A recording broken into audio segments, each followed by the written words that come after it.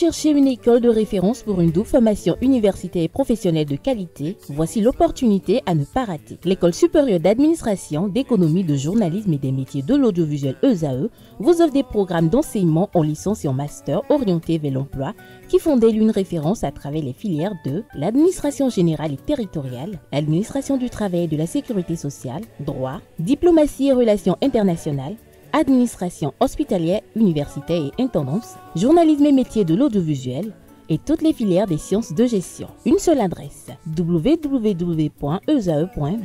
Rendez-vous dès maintenant sur nos campus ESAE Bedromende au numéro 90 93 65 21 ou au numéro 98 98 14 00. Paracourt sur le numéro 52 46 12 12. Aboumé-Calavi au numéro 52 88 44 44. Akpata au numéro 52 88 33 33. ESAE, l'excellence a un nom. L'invité de ce matin, comme tous les mercredis, David Kofi Aza, bonjour. Bonjour. Merci d'avoir honoré le rendez-vous pris. C'est un devoir. C'est un devoir. Président du Conseil national des cultures endogènes, prêtre de Fa, également grand maître de l'authentique ordre de la Reine-Mère au Nord. Merci à vous, Atifor Alafa, d'être avec moi pour cet entretien. C'est un plaisir d'être là. Bonjour à nouveau. Bonjour à nouveau. Bonjour à vous, professeur David Kofi Aza. Alors, on parle de la réception et de l'érection des divinités chez soi. D'entrée, dites-nous comprendre concrètement par divinité et quels sont les différents types de divinités que l'on peut ériger chez soi. Déjà, on parle de divinité pour les énergies qui sont apprivoisées. Parce que nous avons des énergies apprivoisées, nous avons des énergies dirigeables. Les énergies dirigeables sont appelées Bo. Les énergies apprivoisées sont appelées Vonu. Donc, la divinité. On peut ériger plusieurs formes de divinités chez soi. D'abord, nous avons la décade divine et nous avons maintenant les divinités exogènes. Au niveau de la décade divine, nous avons le Legba, le Lissa, le Minona, le Sapata, Toro, Soudan, Hebioso, Gou, Roho, Tokyo et puis même Loko. Donc, ces divinités de base qu'on peut ériger chez soi. Maintenant, nous avons des divinités exogènes. Et là, c'est à foison. Nous avons par exemple le tronc, le mami, le kokou, le diagli, le gambada, l'atigali. Toutes ces divinités exogènes sont des divinités qu'on peut également avoir chez soi, toujours dans le but de protéger sa famille, de se protéger. Est-ce que on reçoit une divinité chez soi ou on décide d'ériger une divinité chez soi sur la base d'un coup de tête ou sur la base de la connaissance de l'efficacité de cette divinité dans la vie de quelqu'un? Non, les divinités de base ne sont pas des divinités qu'on érige sous un coup de tête. Mais les divinités exogènes, oui. Les divinités exogènes, celui qui a par exemple quelques soucis peut-être de sorcellerie ou d'envoûtement et autres, peut décider d'avoir chez lui le tronc par exemple, ou le Atigali par exemple. Et là, ça c'est la volonté. Mais par contre, les divinités de base, qu'on appelle les Vodou Aïdje, s'érigent seulement sur deux conditions. La première, c'est qu'on est allé faire l'initiation au Fa, et son Fa l'a désigné nommément. C'est-à-dire que sur chaque signe du Fa, il y a des divinités qui sont présentes. Et quand la divinité est présente sur votre signe du Fa, vous pouvez, si votre Fa l'autorise, l'ériger chez vous. En d'autres termes, Oui. est-ce que ce que vous dites là, c'est que lorsque vous êtes d'un signe temps, par exemple, Bémédi ou je ne sais pas, et que sur le signe là, il y a par exemple une divinité temps ou bien Legba, est-ce que forcément vous devez avoir le temps là chez vous? Est-ce que c'est de facto ou bien c'est de consultation en consultation que vous y arrivez? C'est pour ça que je dis que tout à l'heure que c'est sur deux conditions. La première, c'est que vous l'avez sur votre signe du Fa, et là, le Fa peut l'exiger. Quand le Fa peut ne pas l'exiger. La deuxième condition, c'est que c'est une divinité familiale plus ou moins abandonnée, où les conditions sont telles que vous ne pouvez pas approcher cela sans risque. Vous pouvez maintenant demander, parce que vous êtes issu de cette famille-là, vous pouvez demander l'érection de la divinité, donc un réceptacle de la divinité chez vous, et à partir de chez vous, vous pouvez rentrer en contact. Maintenant, il y a des fois où vous allez faire l'initiation au Fa et que la divinité se trouve sur votre Fa et en même temps au niveau de la maison familiale. Là, vous n'êtes pas obligé d'ériger ce qui est sur votre signe du Fa. Si la maison familiale vous est propice, si vous êtes favorable et que c'est sans risque, vous pouvez maintenant, à chaque fois, de temps en temps, aller vitaliser cette divinité-là directement au niveau de la maison familiale. Mais quand ça comporte des risques, le mieux, c'est d'ériger la divinité comme c'est déjà sur son signe du Fa chez soi. Donc, on n'est pas obligé d'être initié avant d'ériger. Non, on est obligé d'être initié avant d'ériger les divinités de base. De base. Oui, on est obligé d'être initié au Fa. On dirigeait les divinités Divinité de base, pour rappel, la décade divine. La décade divine. Voilà. Le Legba. Le Legba, le Lissa, le Minona, oui. Sakwata, Tohosu, Dan, Ebioso, Gou, Hoho, puis Torio. Et puis Torio. Voilà. Ok. Alors, quelles sont les conditions à remplir? La première condition à remplir, c'est nous conseillons. Nous conseillons pour ces divinités-là d'être chez soi. Donc, de pouvoir l'ériger sur sa propre terre.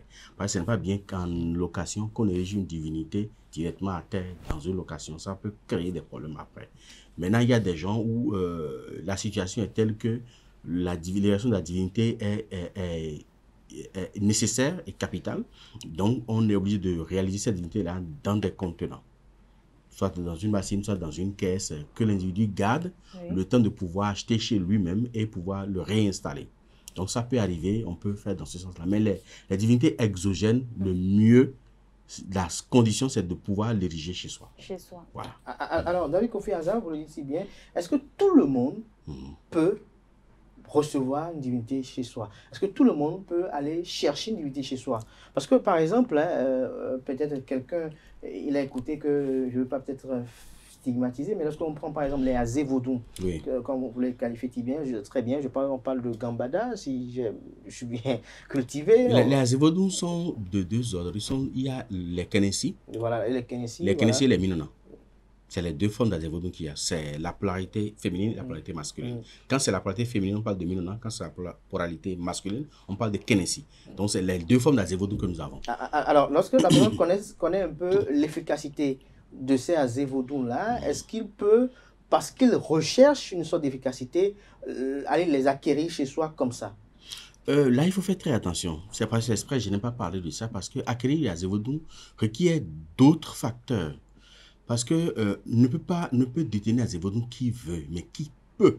C'est-à-dire? C'est-à-dire que pour avoir Azévodou, normalement, l'individu devrait normalement être initié, pas au Fa, mais initié à la manipulation des énergies de la matrice.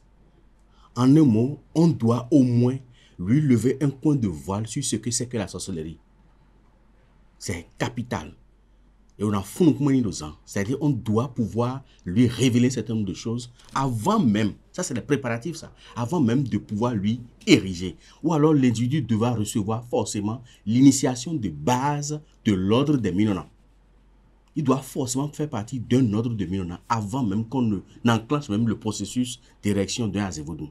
Malheureusement, la plupart du temps, ce que nous observons, c'est que c'est des jeunes qui ont les moyens. Et comme ils ont les moyens, on va chercher ça et on ramène. Parce qu'on veut un effet auto-auto. On veut un effet auto-auto, mais c'est pas, on veut détourner. Puisque la plupart des Kenessi aujourd'hui sont détournés de leur mission première. La mission première d'un Kenessi, c'est de protéger la famille contre les affres et nuisances de la sorcellerie. C'est son rôle. C'est-à-dire que quand vous avez Kenessi chez vous, ça vous protège, ça protège votre famille. Femmes, enfants, qu'ils soient là ou qu'ils soient à l'extérieur, ça les protège. Donc c'est le rôle. Et nos erreurs, ça permet de conserver, de préserver sa famille. Mais aujourd'hui, on l'a complètement dévié de ce rôle principiel et puis ça sert à faire autre chose répréhensible. Donc c'est ça le point. Ce qui fait que ces jeunes-là qui prennent ça ne sont pas préparés pour. Puisque je vais peut-être, c'est pas de la profanation, mais je vais peut-être lever un coin de voile pour vous faire comprendre. C'est-à-dire que quand vous avez un Kenessi ou n'importe quelle forme de Azévodou, même si ce n'est pas chez vous, et que quelque chose devrait se passer dans votre environnement immédiat, peut-être dans une maison voisine ou dans la rue qui est à côté de vous, les membres de cette confrérie qui veulent agir vont venir vous voir. Vous dire, il y a telle situation, on veut faire telle chose à telle personne. Maintenant, si vous avez la possibilité, la capacité, ou si la personne est proche de vous, vous pouvez militer pour son relâchement en quelque sorte. Mais si vous n'êtes pas initié, vous aurez beau avoir le Kenessi chez vous, on va passer sur votre tête et détruire autour de vous. Alors, professeur, donc c'est pour ça que c'est nécessaire que la personne soit initiée avant de détenir une telle divinité. Alors, professeur, vous avez souligné tout à l'heure le choix d'ériger les divinités plutôt dans son propre domicile. Quelle est la connotation spirituelle pour la famille? si la divinité est érigée dans la maison familiale ou bien... Dans la maison. Lorsque vous êtes, par exemple, avec votre femme, vos enfants, Oui. et que vous recevez un type une divinité chez vous à la maison, Oui. est-ce qu'il y a des impacts sur vos enfants? Est-ce qu'il y a des impacts sur votre épouse? Est-ce qu'il y a des impacts sur ceux qui ont une relation de cohabitation avec vous? Mais forcément, il y a des impacts. Maintenant, Lesquels? Cela dépend de la divinité. Si par exemple c'est une divinité Kenessi par exemple, ou si c'est un Torio par exemple, votre femme est obligée d'être la plus claire possible, quoi. C'est-à-dire qu'elle ne peut pas faire un double jeu. Et quand je parle de l'ordre des Kenessi, je parle aussi de Badou, y compris, parce que Badou aussi c'est un Kenessi qui est basé sur le Fa. Donc votre femme et vos enfants sont obligés d'être clairs et droits vis-à-vis de vous. Moindre rétention d'informations au niveau de la femme, ça peut lui être fatal. Si elle fait un double jeu dehors, ça peut être fatal. Si elle a un amant, elle va partir. Ça, c'est l'impact. Mais ça oblige également la femme à être la plus fidèle possible. Parce que la fidélité n'est pas seulement avoir une relation extra-conjugale. La fidélité au niveau des divinités va au-delà de ça. C'est-à-dire que si vous êtes en connivence avec quelqu'un pour compléter contre votre mari, même si vous n'allez pas au sexe, c'est que vous êtes infidèle. Si vous mentez à votre mari, c'est que vous êtes infidèle. Et que ce mensonge-là entraîne des séquelles ou des conséquences à votre mari, c'est que vous êtes infidèle. Donc, l'infidélité n'est pas seulement que le sexe, c'est comportemental également. Okay. Donc, en dehors de ça maintenant, si par exemple c'est une divinité de Lissa, par exemple, chaque divinité a ses potentialités. Lissa s'occupe de la popularité, du prestige et de l'abondance. C'est-à-dire que ce prestige-là, cette popularité-là, celui qui l'a érigé l'aura, mais ses enfants et ses femmes aussi l'auront. Si nous prenons le cas de Torosso, par exemple, il favorise les acquis. Donc, si vous avez le taureau chez vous, que vous avez des acquis, c'est que vos enfants très jeunes peuvent commencer par réaliser. L'enfant peut avoir peut-être 20 ans ou 25 ans et a déjà construit sa maison, a déjà une voiture, a déjà ci, a déjà ça. Ça, c'est le rôle de Torosso, ça. Pour l'élévation matérielle et financière, c'est le rôle de Dan. Il va vous élever, mais en même temps, il va élever également tous ceux qui sont autour de vous. Ça, c'est son rôle. Si c'est par exemple le goût, ça permet de débloquer et ça permet de protéger la maison. Donc, le goût va vous débloquer, va lever les blocages devant vous, mais va aussi lever les blocages au niveau de vos enfants également. Donc, si vous avez une divinité, la divinité travaille pour vous, mais travaille également pour votre famille, donc vos enfants et vos épouses. On le poursuit dans le fond du sujet, parce qu'il y a encore d'autres questions pertinentes quand même. Quel est l'intérêt d'acquérir la divinité chez soi au lieu d'aller vers son hôtel? Lorsque vous prenez le legba par exemple, pourquoi avoir son legba à la maison que d'aller vers le legba dehors? Pourquoi par exemple avoir le Dan chez soi alors que dans certaines communes, au Bénin par exemple, que ce soit à Ouida, à Dassa ou à Boïkon, à Bomé, il y a des dents. Pourquoi avoir dents chez soi alors qu'on peut aller vers ces hôtels-là? Je vais vous donner juste une caricature. Dans les années 80 et début 90, on courait pour rentrer dans la maison de voisine ou dans une autre maison juste pour regarder la télévision parce qu'il y avait la télévision ici. Et là, 20, 30 enfants peuvent se mettre par terre là juste pour regarder la télévision. Parce que c'est chez quelqu'un d'autre, on ne l'a pas chez soi. Et quand on l'a chez soi, c'est beaucoup plus facile de l'allumer quand on veut et de l'éteindre quand on veut. Mais si vous allez ailleurs, dans une maison voisine, le propriétaire peut ne pas allumer sa télévision, même jusqu'à 20 h ne pas allumer sa télévision. Ou attendre que le propriétaire finisse de regarder la chaîne que lui veut, avant de pouvoir peut-être vous offrir. Et à 22 h, lui doit aller dormir, il éteint sa télévision, il va dormir. Mais si la télévision est chez vous et que c'est dans votre chambre, vous l'allumez quand vous voulez, vous allez l'éteindre quand vous voulez. C'est la même chose comme une divinité. Une divinité publique ou même familiale. Quand vous allez vers, vous n'êtes pas le seul. La divinité a déjà peut-être reçu d'autres doléances sur lesquelles elle travaille. Vous venez ajouter pour vous, il va mettre ça là. Il va finir d'abord pour Pierre, Paul, Jean, Jacques, avant de venir vers vous. C'est par ordre d'arrivée ou bien forcément par ordre d'arrivée ou par ordre de récompense. De récompense également. Parce que si je vais chez le Tolekba... Ah oui, donc je vais chez le Tolekba grand. Et puis je dis, réalise-moi telle chose, je donne un mouton. Et l'autre vient après, il dit, réalise-moi telle chose, je donne un bœuf. Mais il va d'abord laisser mon mouton, il va aller s'occuper du bœuf d'abord. Ah, donc les divinités aussi sont un peu opportunistes, excusez-moi. Les divinités sont très opportunistes, ils sont même plus opportunistes que nous. Parce qu'ils tiennent forcément compte de ce qu'ils vont recevoir en retour. Parce que plus vous lui promettez de plus grande énergie vitale, plus il va rapidement s'occuper de vous. Mais il y a également d'autres manières déguisées d'obliger un vaudou à vous faire directement et impérativement ce que vous voulez. Et là, c'est autre chose qu'on prépare, qu'on va vers le vaudou, qu'on lui donne, pour l'obliger à laisser tomber tous ceux pour qui il était déjà en train de travailler et s'occuper exclusivement d'abord de votre problème. Et ce n'est qu'après ça qu'il va s'occuper des autres. Mais entre-temps, si quelqu'un d'autre était venu, avait posé son problème et que vous venez, vous faites main basse sur tout ce qui existait, celui-là n'aura pas satisfaction en temps voulu. Alors que c'est sa propre divinité, personne d'autre ne pourra venir pour lui dire arrête ce que tu fais et occupe-toi de ça pour moi. Parce que même le simple fait de détenir le nom premier de la divinité oblige la divinité à vous obéir en premier lieu. C'est-à-dire, si je vais chez un Toleba, je ne vais pas l'appeler Toleba. Je lui dis son vrai nom. Je connais ton vrai nom, voilà comment tu t'appelles. Voilà ce que je veux que tu fasses. Maintenant, tu arrêtes tout ce que tu fais et tu vas t'occuper de ça.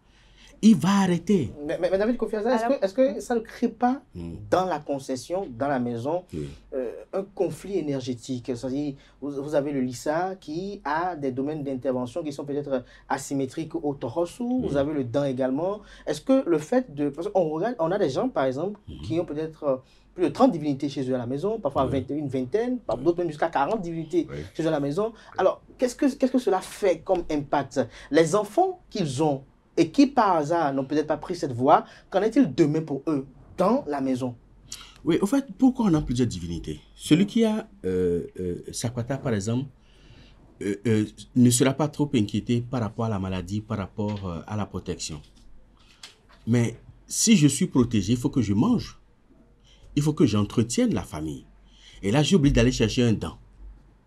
Le Dan va s'occuper de mon élévation matérielle et financière. Et son rôle s'arrête là. Si je veux préserver les acquis que j'ai, les maisons que j'ai, les parcelles que j'ai, les voitures que j'ai, je suis obligé d'aller vers Tohosu et lui demander de préserver mes acquis. Mais si je préserve les acquis et que du jour au lendemain, je décide peut-être de me lancer en politique ou dans un commerce et il me faut de la visibilité pour exceller dans ce commerce, je suis obligé d'aller chercher un Lissa. Pour que ce Lissa s'occupe de la popularité, s'occupe de la visibilité pour moi. Maintenant, si je suis dans un domaine où j'ai besoin de me mener, j'ai besoin de la créativité, j'ai besoin de la productivité, j'ai oublié d'aller chercher les jumeaux. Pour que les jumeaux m'aident à créer davantage, à avoir plus la fertilité cérébrale pour pouvoir créer davantage, ainsi de suite. Donc, voilà comment ça se passe. Ce qui fait qu'au bout du rouleau, on finit par avoir peut-être une dizaine, une vingtaine, même une trentaine de divinités, parce que chaque divinité a ses potentiels. Le travail que d'en fait, Sakwata ne peut pas faire. Ce que Sakwata fait, Tohosu ne peut pas faire. Ce que Tohosu fait, Hebiosu ne peut pas faire. Parce que si je prospère et que j'ai des acquis qui sont bien et tout, et que je suis tout le temps victime d'injustice, tant dans la société que dans l'appareil judiciaire, j'ai oublié d'aller chercher un Hebiosu. Pour me garantir la justice, tant au niveau de l'appareil judiciaire qu'au niveau de la société. C'est ça qui fait qu'on a plusieurs divinités. Ce n'est pas parce qu'on le veut forcément, mais c'est parce que chaque divinité a ses potentialités. Et on n'est pas Bokono, on a tout ça. On peut ne pas être Bokono et avoir tout ça. Il y a des gens qui sont pleins de Akowe ou de personnalités, de haute personnalité, de haut niveau de ce pays, qui ne sont ni Bokono, qui ne s'y connaissent pas du tout, mais qui ont presque toutes les divinités dans leur maison et qui les entretiennent correctement. Mais est-ce qu'il y a des divinités qui ne doivent pas cohabiter ensemble? Oui, il y a ces divinités qui ne doivent pas cohabiter ensemble. Lesquelles par exemple? Souvent, il y a des formes de Kenessi qui doivent être isolées de tout. C'est-à-dire il ne doit pas être proche des autres divinités. Pourquoi? Ça fait quoi? Pourquoi ils font asseoir leur hégémonique. Si, je suppose, le roi des Kenessi, qu'on appelle Azerosu, s'il est dans cette salle, toutes les divinités qui sont à l'intérieur de la salle là, lui doivent allégeance. Sans ça, aucune divinité ne peut se manifester. Il fait même bas sur tout. Donc, souvent, lui, on l'isole dans un coin quelque part et il reste seul. Dans une salle où il y a Sakwata, c'est pas très bien qu'il y ait d'autres divinités si ce n'est pas Sakwata. C'est-à-dire qu'ici, il y a Sakwata dans cette salle-là, c'est pas bien de mettre d'un à côté, de mettre Tohosu, de mettre Gua à côté. Donc, il faut des chambres précises. Des chambres précises. Ça peut être côte à côte. Ça peut être côte à côte, mais pas dans... Non, Azerosu peut être à côté de Sakwata. Azerosu ne peut pas être à côté de Sakwata non plus. Sinon, Sakwata ne pourra pas se manifester. Pas à côté, même si il y a des chambres côte à côte? Il y a des chambres côte à côte, oui. Mais généralement, les Kenessi, on les isole. Parce qu'ils sont très dangereux. Comment? En tout point de vue. Expliquez-nous un peu la dangerosité qui fait peur. Si un Kenessi est quelque part, s'il n'est pas isolé, aucune divinité ne peut se lever pour vous faire du bien, ou vous protéger sans passer par lui. Alors que certaines divinités pourvoyeuses de richesses ne supportent pas l'huile rouge. Mais tous les Kenessi consomment l'huile rouge. Ok. Donc, si Dan est obligé de venir chez Azéros pour lui faire allégeance avant de produire le bienfait il sera souillé.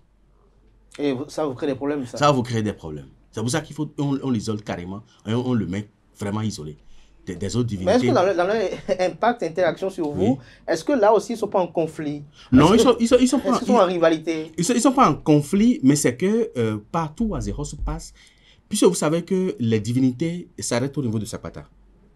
Au-delà de Sapata, c'est les Kenessi et les Minona. Et au sommet, il n'y a plus personne si ce n'est pas Dieu. C'est ce qui fait que les Minona et les Kenessi considèrent les autres divinités comme des sous-hommes, comme des sous-divinités. Divinité de Minona, par exemple, c'est quoi? Minona, c'est la Shakti de Kenessi. Donc, et Minona et Kenessi considèrent que toutes les autres divinités sont des sous-divinités. On peut avoir les deux chez soi? On peut avoir les deux chez soi. On peut avoir Minona chez soi, comme on peut avoir Azéros chez soi. Alors, est-ce qu'il y a une façon particulière d'ériger une divinité? Oui, mais est-ce qu'il y a pas de façon particulière? Il y a une façon presque standard à diriger les divinités. Et qui doit aider à ériger? Celui qui doit ériger les divinités, c'est forcément pas seulement celui qui s'y connaît. Parce qu'on peut, à force de fréquenter des vaudounos, on peut savoir, on peut découvrir comment on érige la divinité. Mais cela ne vous donne pas autorité à ériger une divinité. C'est qu'après la connaissance satisfaisante et votre capacité de pouvoir le faire, on doit vous transmettre l'autorisation. Et on a vaudou en takoué. On doit vous transmettre l'autorisation. C'est ça qui vous permet de le faire. Sinon, savoir comment ça se fait et extrapoler votre initiateur pour le faire, il y a certains qui le font, hein. Il y a certains qui le font et qui s'enorgueillissent parce qu'on ne lui a pas transmis la connaissance, mais ils trichent, ils essaient de voir comment ça se fait, à peu près, s'ils maîtrisent ou s'ils ne maîtrisent pas, ils vont dire qu'ils savent le faire et ils vont le faire. C'est que ça crée de problèmes à celui à qui on a fait, et ça crée de problèmes à celui qui l'a fait aussi. Et quand ces problèmes-là commencent à arriver, on va peut-être penser que c'est autre chose. Mais c'est parce que vous vous êtes octroyé un privilège dont vous n'avez pas autorité. Donc, il faut d'abord savoir comment le mécanisme, comment les divinités fonctionnent, savoir comment on l'érige et recevoir l'onction nécessaire d'un ascendant pour pouvoir le faire. Alors, à l'entame, pourquoi on ne peut pas mettre Sapata et Dan ensemble? Non, on ne peut pas les mettre ensemble. Pourquoi? Vous savez, Sapata, la plupart consomment l'huile rouge, comme je l'ai dit tout à l'heure, et la plupart des dents ne consomment pas l'huile rouge. Les dents consomment beaucoup plus l'huile blanche. Ça fait un. Deuxième chose, si c'est un couvent où les initiés doivent se manifester, l'initié de dents peut rentrer dans le couvent de Sapata. Comme l'initié de Sapata peut rentrer dans le couvent de dents. Mais les divinités elles-mêmes, Sapata, on a même pour mener beaucoup. Sapata reste toujours singleton. S'il doit avoir une autre divinité dans la case de Sapata, il faut que ça soit Sapata même. Même pas Legba? Non, même pas Legba, lui, il est même isolé à l'entrée. Dans la salle, moi, dans la salle où j'ai mon Sapata, Nyonkoyananou, qui est la mère de Sapata, il y a Zoji qui est dedans, et il y a Kourosu, leur père, qui est dedans. Les trois sont côte à côte. Pourquoi? Vous avez mis? Oui, parce que j'ai hérité certains et d'autres sont émanent directement. Hérité de votre père? Oui, évidemment.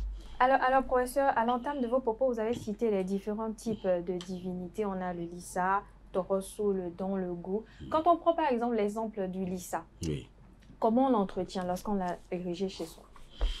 Pour l'entretien des divinités, c'est standard.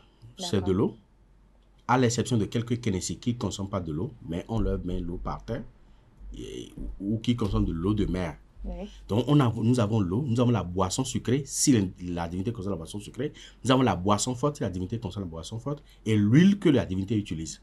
Ce sont ces quatre éléments-là qui permettent d'entretenir la divinité. Maintenant, le cas d'espèce, quand on parle de Lissa, si on doit donner à manger à Lissa, le manger essentiel de Lissa, c'est Dovlo. Dovlo, c'est ce qu'on appelle la doé. D'accord. Voilà. C'est Dovlo qu'on donne à manger au Lissa.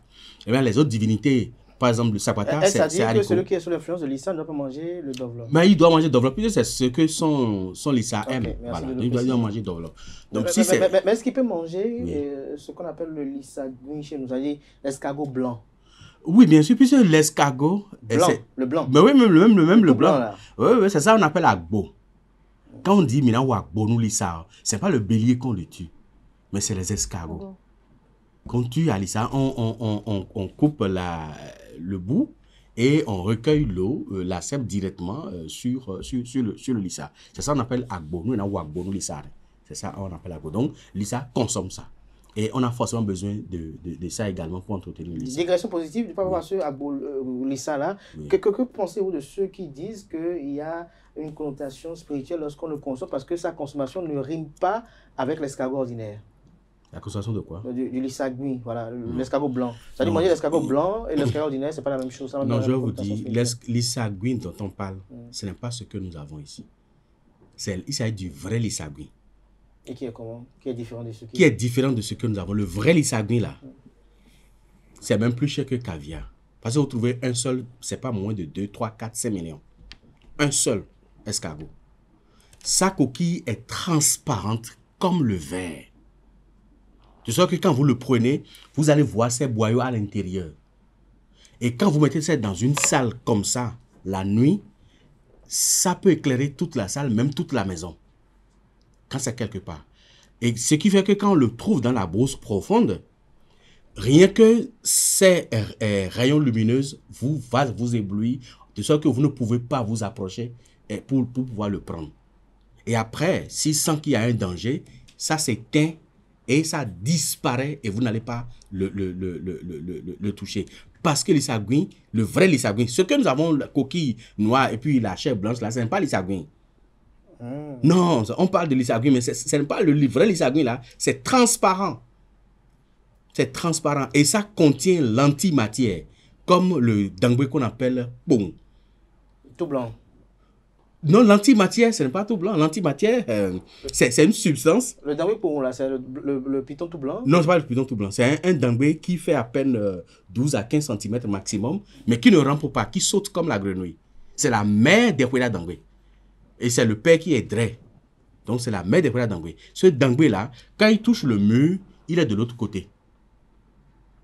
Quand il touche le mur, il est de l'autre côté. Il a l'antimatière qu'il active à tout moment. Chez lui. Et cette antimatière est utile à quoi?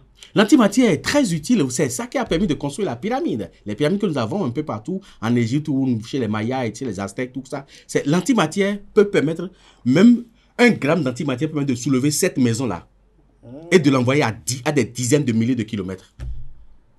1 seul gramme de l'antimatière. Alors, j'ai une question, professeur. Est-ce qu'il peut arriver que lorsqu'on a une divinité chez soi, qu'on suscite sa colère pour régler, pour des règlements de compte, et que la divinité refuse de se manifester? Oui et non. Si vous avez la divinité et que vous connaissez ses interdits, à partir de ces interdits, vous pouvez actionner sa colère et l'orienter là où vous voulez. Ça se fait. Et il va répondre. Non, parce que si vous l'envoyez vers quelqu'un et que celui-là détient déjà dans son corps un bouclier conséquent, l'entité va se heurter à ce bouclier et va vous revenir.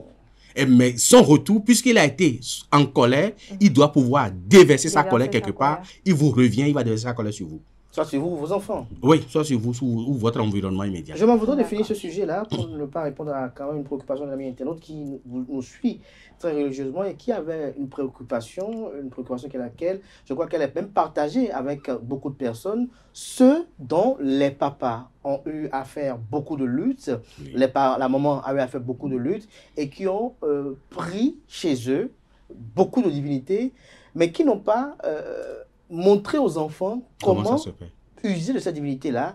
Papa est décédé, maman a beaucoup de maisons, papa a beaucoup de maisons, mais dans chacune des maisons, il y a des divinités. Les divinités ont été peut-être transportées de là, mais il se fait que dans les maisons, il n'y a pas de quiétude, il y a toujours des faits étranges qui se produisent, et quand on questionne, on dit qu'il y a toujours des divinités. Alors, comment peut-on entretenir la divinité laissée par nos parents? Est-ce qu'il y a des besoins spécifiques par rapport aux divinités laissées par les parents? Et quand on ne veut pas les entretenir, on veut les débarrasser, comment s'y prendre? Déjà, c'est conseillé, quand les parents sont vivants, de se faire accompagner par les enfants, ou un ou deux enfants, pour comprendre le mécanisme de la divinité. Maintenant, si ce n'est pas le cas, et que les parents partent, si les enfants ne maîtrisent pas la divinité, le mieux, c'est de chercher à comprendre le mécanisme de la divinité à partir d'autres dignitaires. Dans le cas contraire, il vaut mieux s'en débarrasser. Mais généralement, quand vous prenez le réceptacle et que vous allez jeter le réceptacle dans l'eau, ne pensez pas que la divinité est partie. Parce qu'il y a quelque chose que je vais dire à ceux qui me regardent aujourd'hui.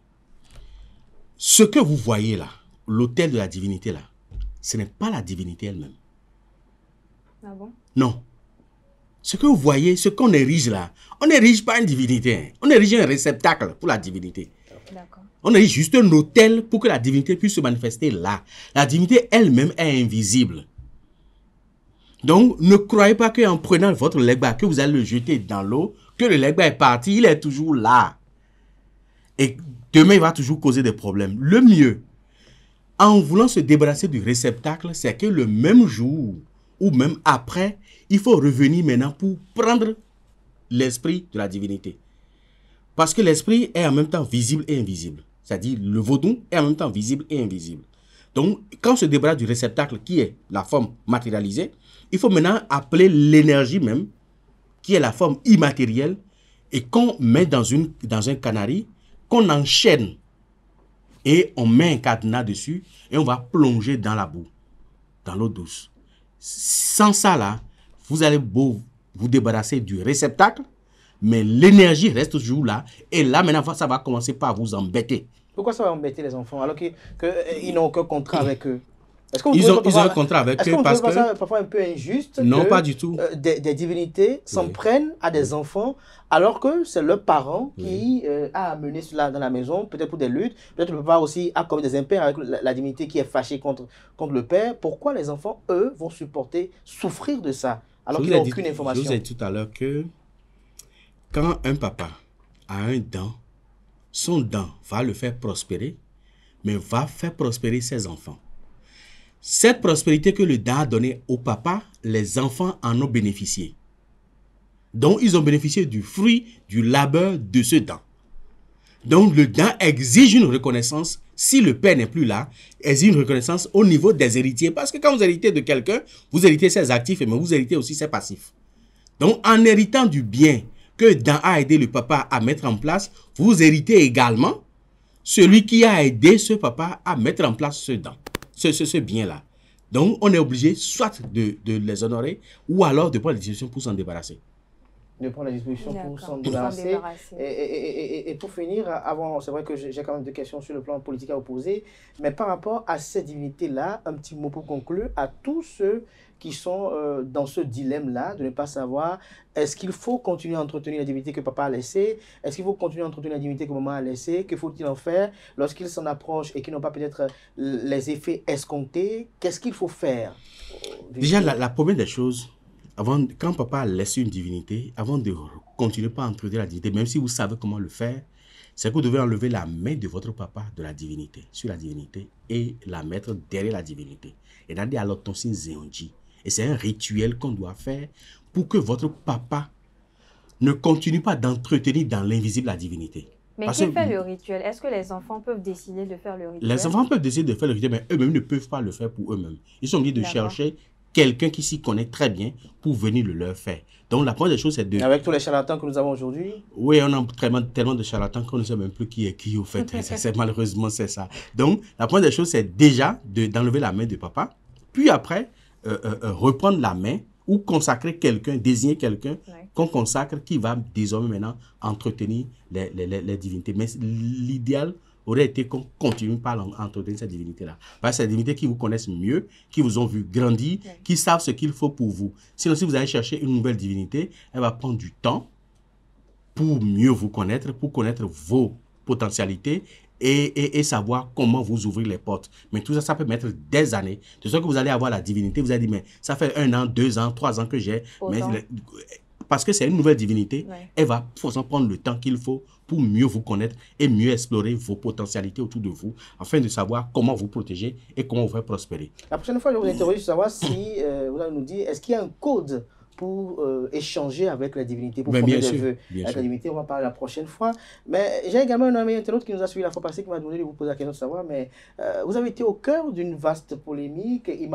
On en a voulu à Atifa et moi, de vous avoir quand même pas posé cette question, de savoir, est-ce que David Kofi Aza, tout ce qu'il a eu à dire sur d'autres médias, notamment sur le TOFA, est-ce que c'est l'intime conviction du prêtre de Fa ou c'est l'acteur politique, autrefois militant de Moël Bénet, qui a parlé? Ce n'est ni l'un ni l'autre. C'est le Bokono qui a parlé.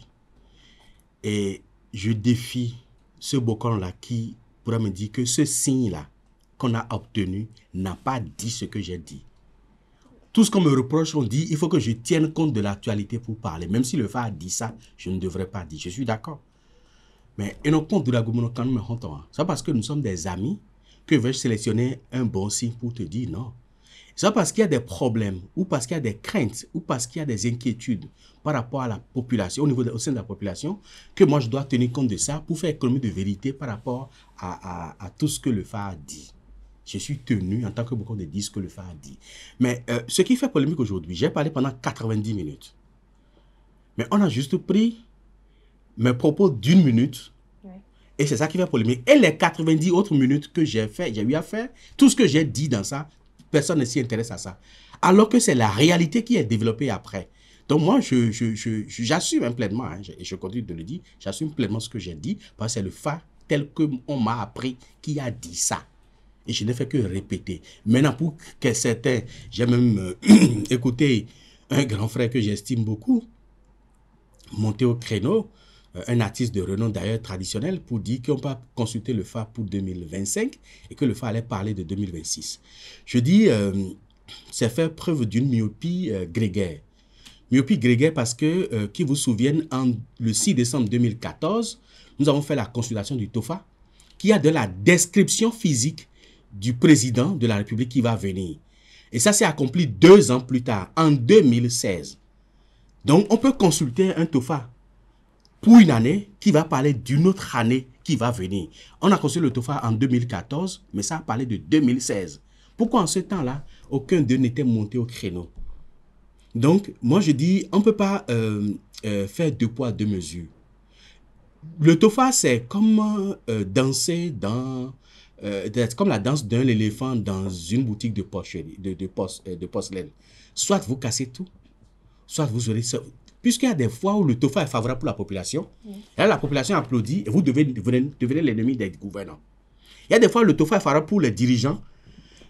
Les dirigeants vont vous applaudir, mais vous devenez l'ennemi de la population. Ça a toujours été comme ça. Je me rappelle même du TOFA, le tout dernier TOFA que le roi Berzin a eu à faire en 1893, où Guédégbé lui déconseillait de continuer avec la guerre.